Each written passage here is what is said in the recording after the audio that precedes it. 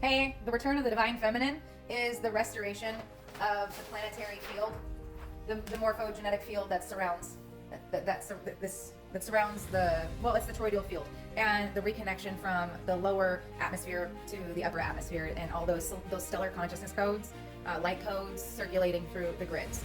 So that's the divine feminine field, and it's not like a woman, but feminine represents space, the invisible, intuition, and the Shekinah, the divine spark, the Kundalini energy surging through the body, essentially, and the secretion of the milk and the honey, and all things that are, the force, the chi, the vitality, the power, the true power that's not siphoned or from others. Think of like Monsters Inc. when they scare people to get their adrenals, their adrenaline, to drain the adrenals, okay? So not energy that's like siphoned from fear, okay? But energy that is consistently producing naturally from the body. And we are the body, we are the animation, we are the soul, and then we are in the avatar, we are in the vessel, the Merkaba, the light body.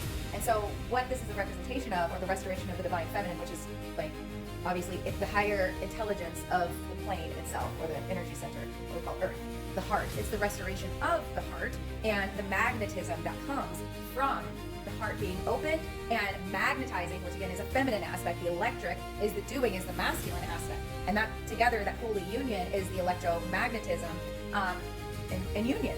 And when we see that, the heaven and the earth, on a larger scale, it's the heavenly consciousness and the earthly consciousness, or what we call planetary consciousness, okay, local.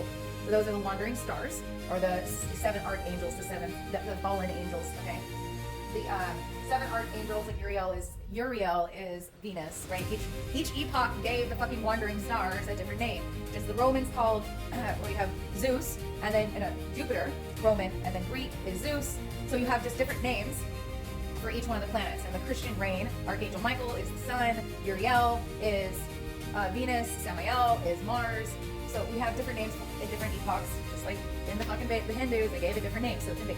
All right, this holy union, this bridegroom, right, is the restoration of the atmospheric energies, okay, the inert gases, okay, and the stellar consciousness, and the Kundalini, the chi, the vitality, the pure, unbridled, like immaculate energy that runs we have to spend initiations to go through to purify our vessel, our mind, our body, our spirit, and then devotion and practice and breath work and all that shit to get the Kundalini rising, to clear out the main energy centers and all that fun stuff. But we're doing this at a collective level, all right? And so what we just experienced was the crowning, or at least the group fractal did, okay?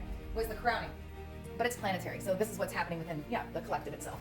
Some people will catch on, obviously are the ones holding that energy field, and then others, like, we're bridges for people to connect into it. Anyways, so the restoration of the divine feminine is those primal light and sound fields, okay, and that chi energy oscillating, operating, or we call it plasma, but that's the gelesic layer within our body, all right, and in like the fascia networking and in the bone within our bodies, releasing that, or allowing for the ability to hold, sustain the higher frequency radiation, okay, from the higher atmospheric planes and like stellar star, okay, stellar consciousness to flow through our bodies, which expands our Merkaba, okay, from your base Merkaba, okay, your chariot of light, your base Merkaba, the Star of David, base Merkaba, to a stellated Merkaba, all right, which has more angles of light, and therefore you radiate, you have more versatility and radiance and instant manifestation, confirmation. So the divine feminine, yes, it's the plasma, it's the ether, but what it really represents, and yes, there's archetypes of women, but it is the Kundalini, the cerebral spinal fluid being charged, okay, and rising up into the pineal, it completes a circuit. I know you may not be able to see this very well, but it completes a circuit, okay? Instead of getting stuck and locked, it circulates through the entirety of the body, which expands out your Merkaba, your light, your vertices, how many angles of interaction you can have pulling into different timelines, instantaneous manifestation, okay? You think it, and instantly there's no blockages, and then there it is, okay? It's like you're bringing things out of the blue, if you will, all right? I'm going to read this from Walter Russell, okay? Thinking is the imagined action and reaction of motion mirrored from zero of rest to zero of rest, okay? From zero of rest back to zero of rest, okay? Creation is the imagining of knowing. Knowing is light, light is still, imagining is thinking. Okay, so instantaneous manifestation is you'll be operating from pure imagination, which is also, like we just said, creation. It's light and bringing light into reality, okay? And this is done through your Merkaba, okay? Your light body, fully restored, okay?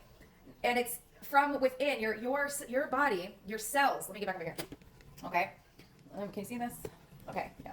So you're an antenna, okay? And within this, I know this is if you're familiar with human design, these are your 9 centers, okay? But these are the organs, they're the visceral organs in your body. That's a piano or an organ, right? It plays the different tunes and tones. So your organs will be, they're going through the purification process in your own right, okay? But each one of these organs, okay, it has different octaves or pitches to which it experiences. And in human design, we call those gates. Well, this is an electric box, okay, or your breaker box in your house, okay? And your specific breaker box works in a certain way. But once the aura or the Merkaba is restored and you're operating from your plasma body, it's like speaker wires, okay? And wires in a house is another example. You could have nickel, okay, or tin, nickel, you could have copper, or you can have gold, in your wiring, okay? The copper, nickel, gold, okay? These are the conductors and the conductors of the music, of the organs, of the orchestra within you. And as the Merkaba expands because of that holy union, then we are now singing, our fields are singing at the higher octaves, and our projected reality becomes instantaneous manifestation of the higher octaves, and then we start experiencing more love, more bliss, more alignment to the higher interdimensional expressions of ourselves. And that's where we see that we will be engaging with interdimensional life, which is us, because we're operating through the plasma body within us and the atmosphere, which are the inert gases.